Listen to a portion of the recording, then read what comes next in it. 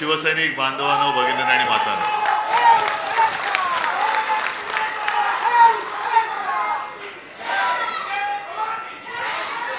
मला असं वाटतं की भाषण करूच नये आणि केवळ घोषणांचाच कार्यक्रम करूया.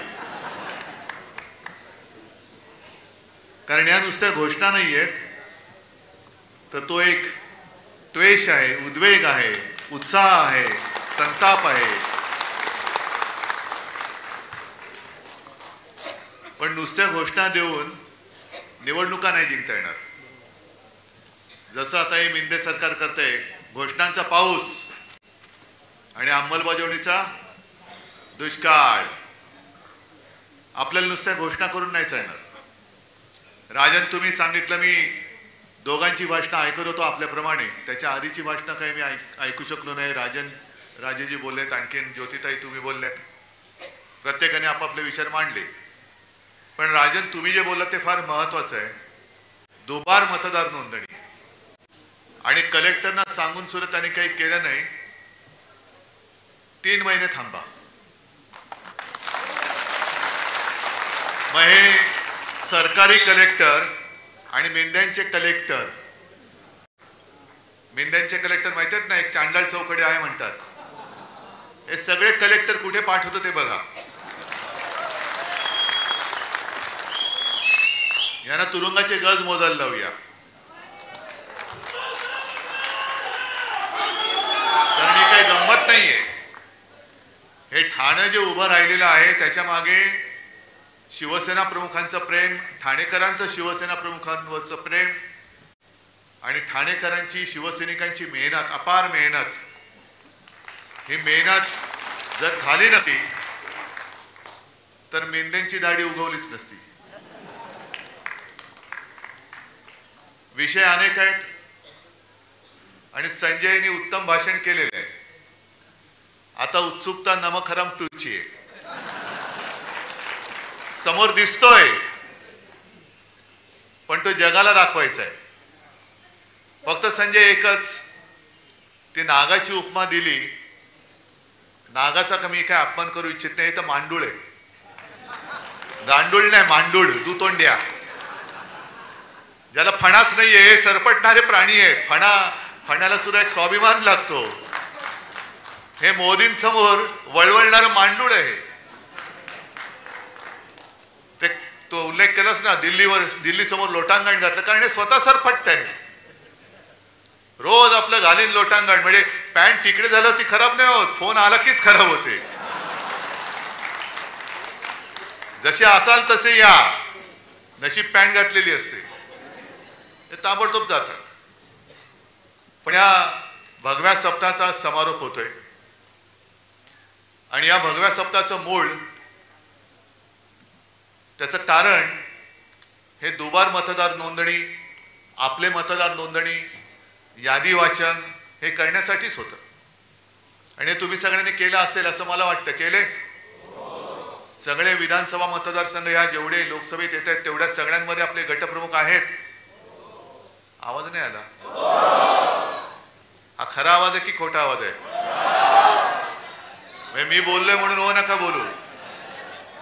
यंत्रणा घट्ट आहे, कारण गेल्याच वेळेला त्यांनी लबाडी करून हे जिंकलेले आहेत. खरं म्हणजे ठाणेकरांचं मी कौतुक करायला आलेलो आहे.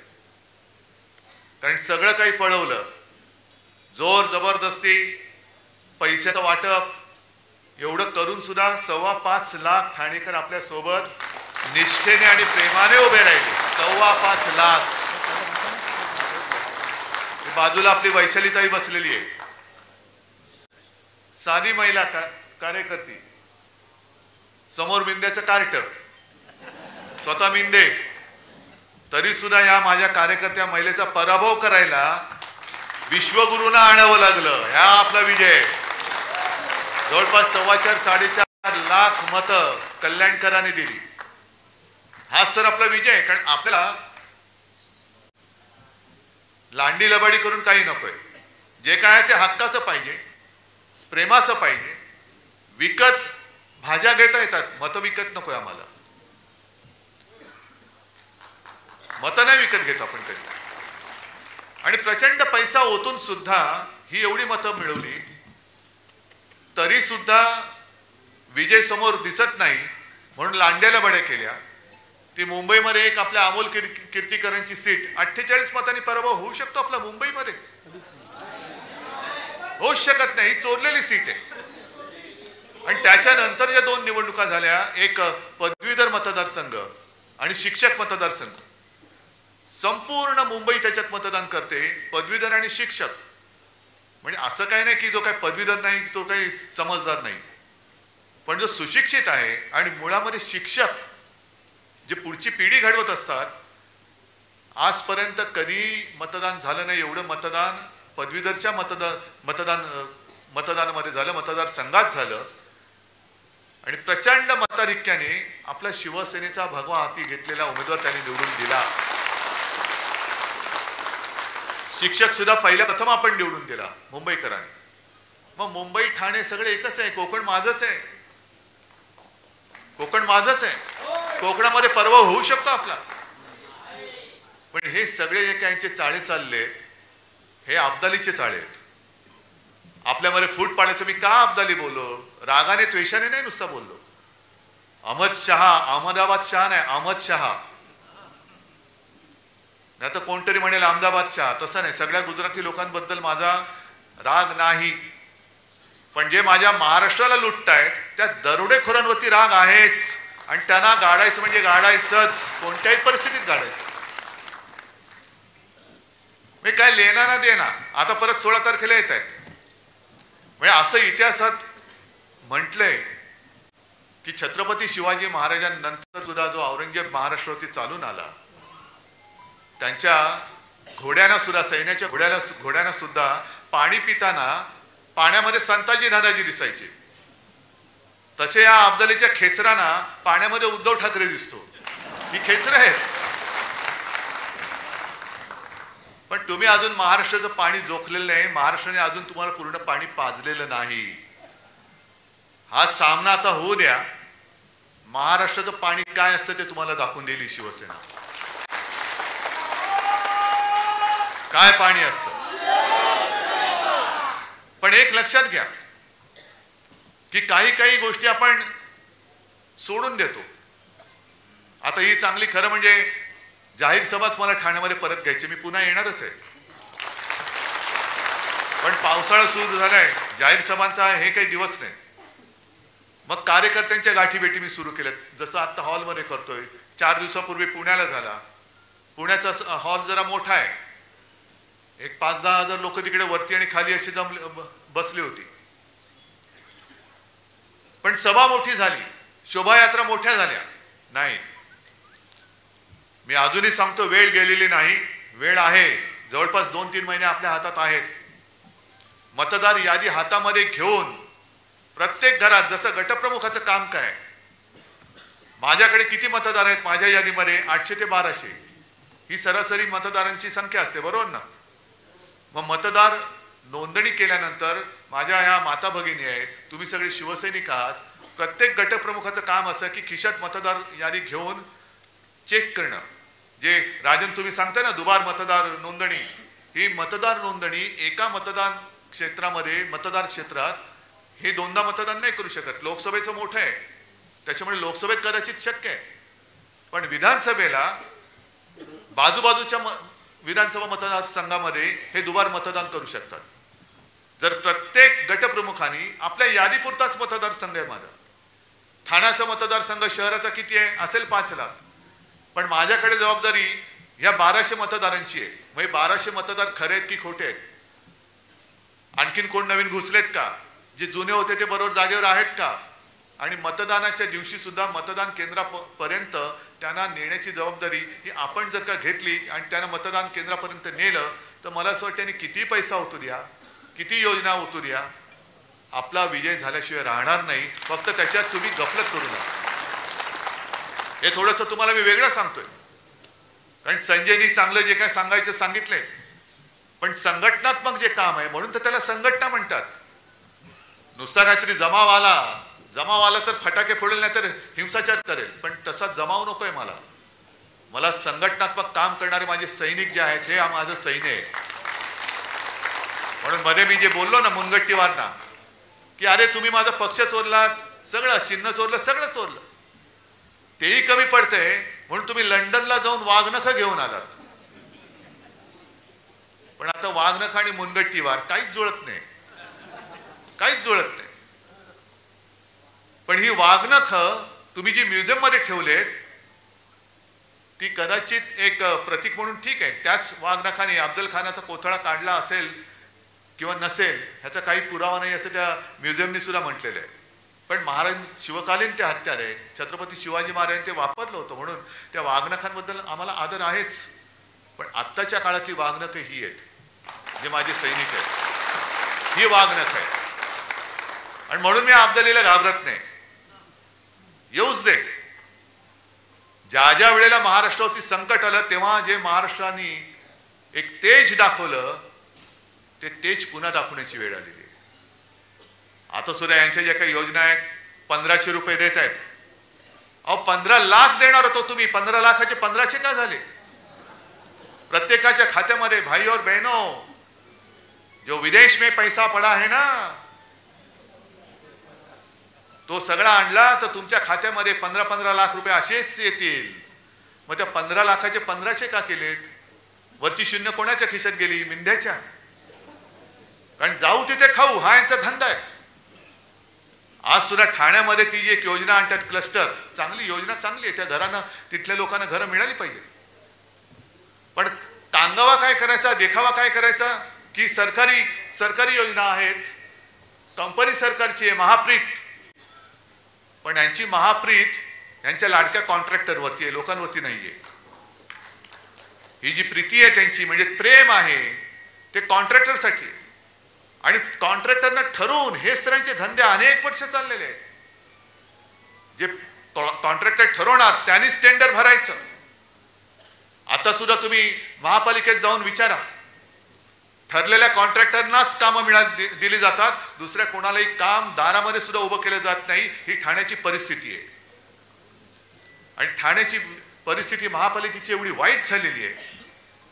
इथे काही माझे नगरसेवक सुद्धा असतील किंवा ज्यांना महापालिका कळते तेही आहेत. राजनजी तुम्ही सुद्धा आहात, हे राजन इथले राजन आमचे तुम्ही पण आहात, सगळेच महापालिकेत मधली लोक आहेत. ठाणे महापालिकेला कर्जाचे डोहाळे लागलेत, कर्जबाजारी होते. कोणी केली कर्जबाजारी? कुठे गेले पैसे? संपूर्ण जिल्ह्यामध्ये रस्त्यांवरती खड्डे, राज्यभर खड्डे, खड्डेच खड्डे. म्हणजे सगळीकडे खड्डे पाडून वरती आमच्यावरती बोट दाखवले जात आहेत. ह्यानी घोटाळा केला, ह्यानी घोटाळा केला. अरे 3 महिने थांबा. तुमची सगळी जी काही मित्र परिवार आहे, होय मित्र परिवार आहे, तो आम्ही उघडा केल्याशिवाय राहणार नाही. हे आज त्यांना मी इशारा देतोय. तुम्ही करा. तुम्हाला जर वाटत असेल की तुम्ही घोटाळे करताय पण आमचं लक्ष नाही, आमच्याकडे आम्ही सुद्धा 2.5 वर्ष मी स्वतः मुख्यमंत्री होतो. गेल्या अनेक वर्ष महापालिका ही शिवसेनेच्या ताब्यात आणि याही पुढे राहणार आहे. ठाणा काय, मुंबई काय, इतर सुद्धा. त्याच्यामध्ये त्या महापालिकेमध्ये सुद्धा जी काही लोक अधिकारी आहेत, ज्यांना जनतेबद्दल प्रेम आहेत, ते बरोबर माहिती आमच्याकडे देत असतात. जरा निवडणूक होऊ द्या, मग बघा आम्ही काय करतो ते. जरा होऊ द्या. पण सगळीकडे वाट लावून टाकतायत. आणि म्हणून मी तुम्हाला एक प्रश्न विचारतोय की तुम्हाला आपल्या राज्याचं मंत्रालय मुंबईत हवंय का अहमदाबाद मध्ये?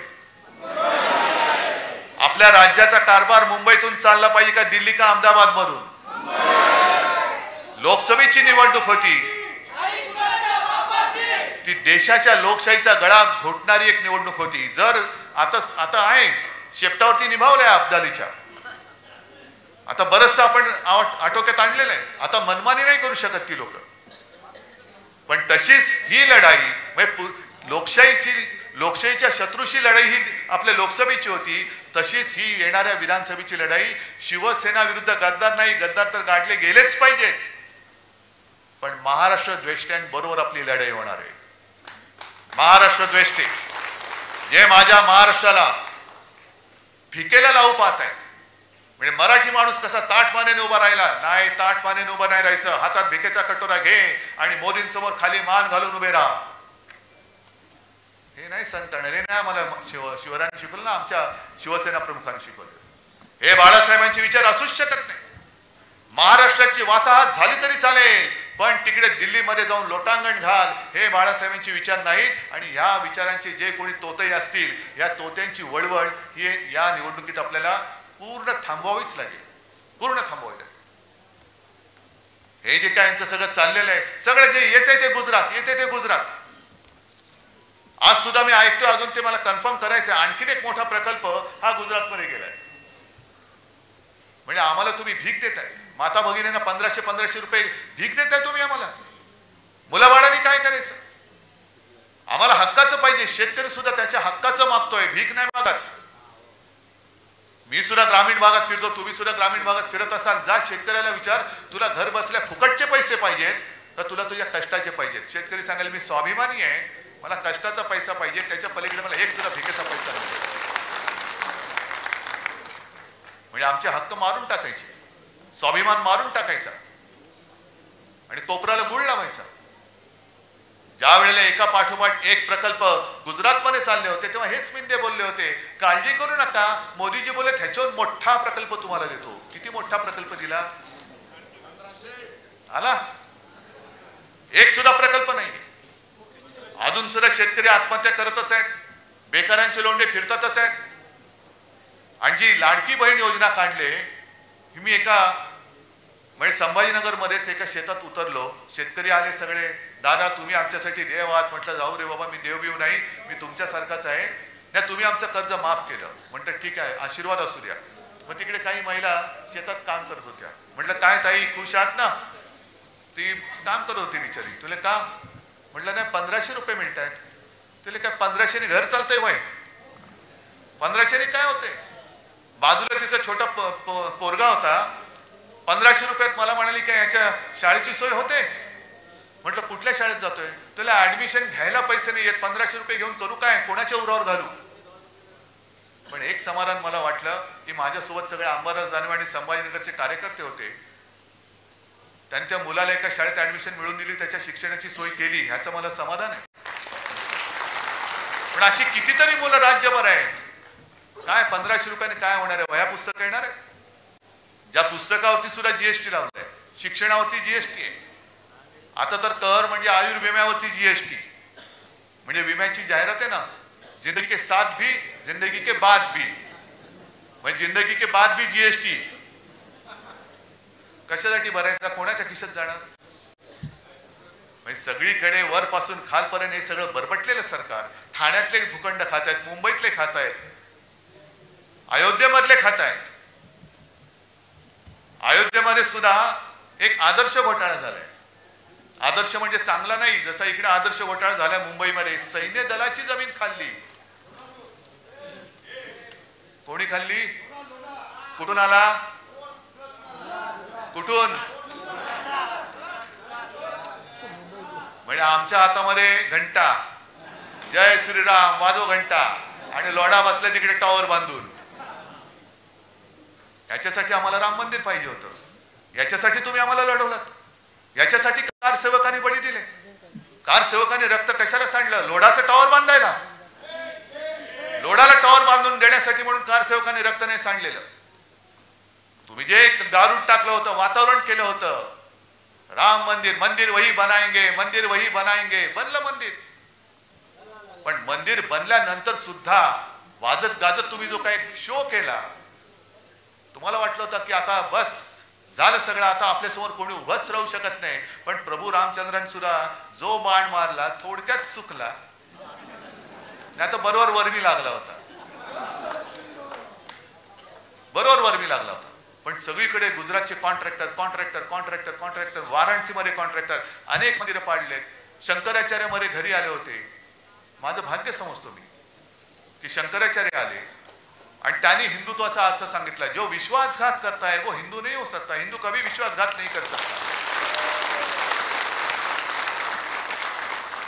पण शंकराचार्य सुद्धा चिडलेले आहेत आणि त्यांनी स्वतः सांगितलं की केदारनाथ मंदिरामधलं जवळपास 250-250 किलो, आता तर म्हणतात काही जण 500 किलो सोनं गेलं कुठे? म्हणजे तुम्ही आमच्या मंदिरातल्या देवाचं सोनं सोडत नाही, मंदिराच्या आजूबाजूच्या जागा सोडत नाही. तिकडे सुद्धा वाराणसीमध्ये अनेक मंदिरं पाडली, अनेक पुराणकालीन मूर्त्या, प्राचीन मूर्त्या या त्या डेबरीच्या ढिगाखाली कुठे गेल्या हेच कळत नाही. मूर्त्या सुद्धा कापल्या. हे तुमचं हिंदुत्व आणि तुम्ही आमच्या अंगावर येता.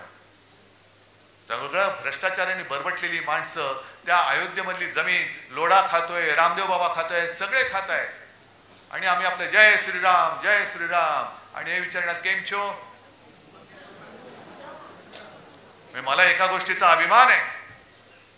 मी तेव्हा म्हटलं होतं आम्हाला प्रभू श्रीराम पाहिजे, पण मला भाजप मुक्त राम पाहिजे. तो भाजप मुक्त राम अयोध्येवासियांनी करून दाखवला. भाजप मुक्त राम. आपण काळाराम मंदिरात गेलो होतो, हे अयोध्येमध्ये गेले, पण हाच रामाचा एक जो रामाने जो निर्णय दिलाय की हे जो नाही कामाचा तो नाही रामाचा. हे या बिनकामची लोक आहेत. मी उलट म्हणतो जो नाही कामाचा तो नाही रामाचा.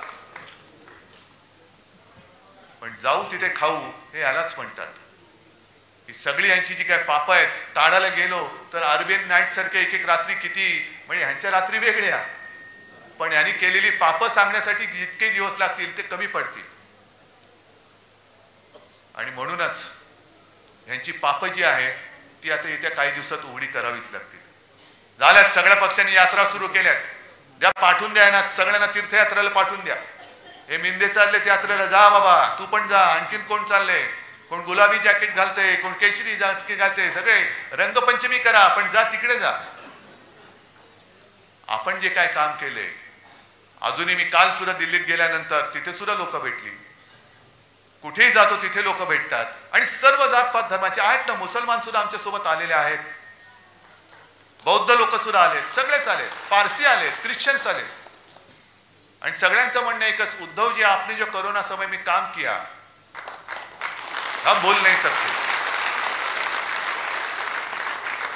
आम्ही विसरू शकत नाही. तुम्ही जे काय केलं, खरं मी एकटा नव्हतो, तुम्ही सगळे सोबत होतात, संपूर्ण यंत्रणा होती आणि जे मी सांगत गेलो ते तुम्ही ऐकत गेलात, म्हणून आपला महाराष्ट्र वाचला.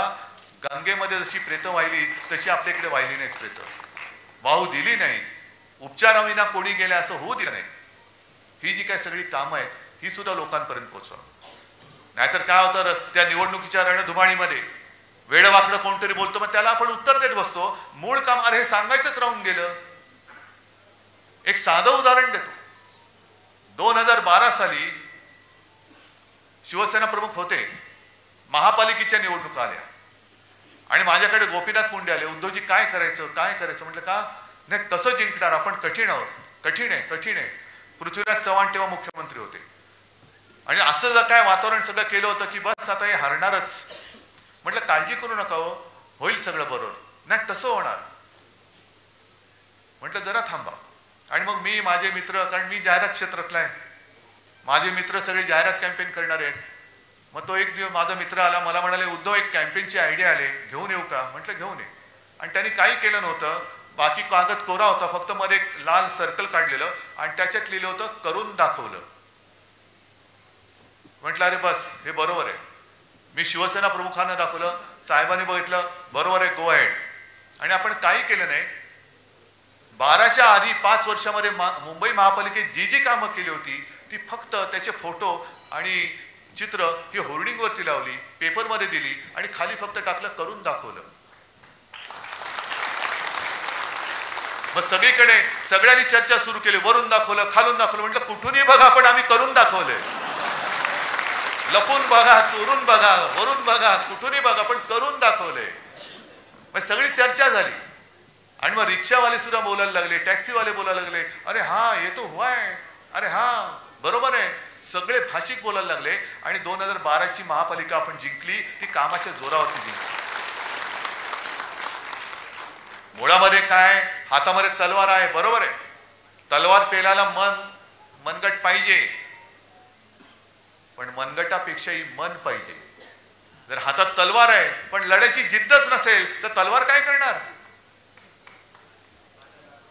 तलवार काय करणार. मन पाहिजे, होय मी जिंकणारच. म्हणून मी जे काय बोललो रंगशारदामध्ये, लढायचं कसं तर लढायचं या जिद्दीने लढायचं की लढाई आहे, ही निवडणूक ही लढाई आहे आणि या लढाईमध्ये ह्याच ईर्षेने उतरायचं. एक तर तू राहशील ना तर मी राहीन. मी परत बोलतो. आणि तू आणि मी म्हणजे मी उद्धव ठाकरे एकटा नाही, मी म्हणजे तुम्ही, महाराष्ट्र प्रेमी, शिवप्रेमी, शिवसेना प्रेमी, बाळासाहेब प्रेमी, आणि तू म्हणजे महाराष्ट्राला लुटायला आलेला दरोडेखोर, तू म्हणजे त्या दरोडेखोरीच्या पाय चाटणारा गद्दार, मांडूळ. आता लोक म्हणतील हे याने एकदा ढेकून म्हणतात ना मांडूळ. अरे मी जीवप्रेमी आहेच, मी जंगल वाचवायचं काम केलं होतं. तुम्हीच जे आरे होतं, अरे मी वाचवत होतो, तुम्ही आला आणि ते आरे कापून टाकलं. मग करू काय? त्याच्यामध्ये काय काय प्राणी राहतात हे तुम्हाला सांगितलंय. नाव दिल्याशिवाय तुम्हाला कळणार कसं ते? मांडूळ, मांडूळ म्हणजे काय? मिळेल आरे मध्ये जा बघ. ढेकूण नाही मिळणार कदाचित, कारण ढेकूण रक्त शोषतो. रक्त शोषणारी अवलादी आमची नाहीये, अजिबात नाही. मांडूळ सुद्धा आमच्याकडे नाही. आम्ही जे करतो ते खुलेआम करतो. चालून जायचं तर छातीवरती समोरासमोर पाठून वार करणारे नाहीत आम्ही. आणि हे सगळं जे काय करायचंय त्या विधानसभा निवडणुकीत करायचंय. ही जी लोकसभा झाली, लांबली लांबली लांबली, किती 5 टप्पे. काय तुम्ही काय क्रिकेट खेळताय टप्पी टप्पी बॉल टाकून? सरपट्टी टाकताय? 5 टप्प्यात महाराष्ट्राची निवडणूक. पण आता मला कळते, कानावर येते की कदाचित नोव्हेंबरमध्ये निवडणूक घ्यायचं यांचं घाटते. का? तर लाडकी बहीण या योजनेचे किमान ऑगस्ट, सप्टेंबर, ऑक्टोबर, नोव्हेंबर म्हणजे 4 हप्ते जर का महिलांच्या हातात गेले तर त्यांचा विश्वास बसेल की हे देतात बुवा, हे देणारी लोक नाहीये. ही अशीच एक योजना सुशील कुमार शिंदेनी केली होती. एक कधीची 2004 किंवा तेव्हाची निवडणूक असेल, मला आठवत नाही. संभाजीनगरमध्ये आपल्या कार्यकर्त्यांचं शिबिर होतं आणि शिवसेना प्रमुख बोलून गेले की माझी म्हणजे शिवसेनेची सत्ता आली तर मी शेतकऱ्यांचा कृषी पंपाचं वीज बिल माफ करून टाकेन. सुशील कुमार शिंदे बसले होते, आता आपल्या सोबत आहेत. पण त्यांनी काय केलं? मुख्यमंत्री होते, ताबडतोब योजना अंमलात आणली. शेतकऱ्यांना 0 रकमेची बिलं पाठवायला लागले. शेतकरी खुश झाला, हे देत आहेत तर ते कशाला पाहिजे, हेच देत आहेत. परत निवडून दिलं काँग्रेसला. काँग्रेस सत्तेवर आली, सुशील कुमार शिंदेची विकेट पडली, विलासराव देशमुख आले. आणि विलासराव देशमुख सत्तेवरती येताच क्षणी पुढच्या महिन्यापासून दामदुपटीने बिल पाठवायला लागले शेतकऱ्यांना. आणि मग जाहिराती आला, बिल भरा नाहीतर तुरुंगात. हे तशी यांची योजना आहे. हे फसवी करायला. आणि तुम्ही किती पैसे दिले तरी मी माझ्या महाराष्ट्राच्या किमतीला महाराष्ट्र विकून मला तुमची भीक नको, हे महिलांनी ठरवायला पाहिजे. आहे ना, जिजाऊचा महाराष्ट्र आहे, झाशीची राणी मेरी झाशी नाही दूंगी. तसे हे अब्दाली येत आहेत, आपला महाराष्ट्र लुबाडायला येत आहेत. 1500 रुपये लाच देऊन आपला महाराष्ट्र, शिवरायाचा महाराष्ट्र ते विकत घेऊ पाहत आहेत. तुमची मुलं बाळ ते बेकार ठेवू इच्छित आहेत. सगळे उद्योगधंदे गुजरातला नेऊ पाहत आहेत, नेता आहेत. तरी सुद्धा आपण 1500 रुपयावरती महाराष्ट्र विकणार आहोत? हा निर्धार आपण केला पाहिजे. ठीक आहे, योजना आहे, लाभ जरूर घ्या, कारण हे तुमचेच पैसे आहेत. हे काय यांच्या खिशातले नाही आहेत, हे पैसे तुमचेच आहेत. आता तर आणखीन करतायत.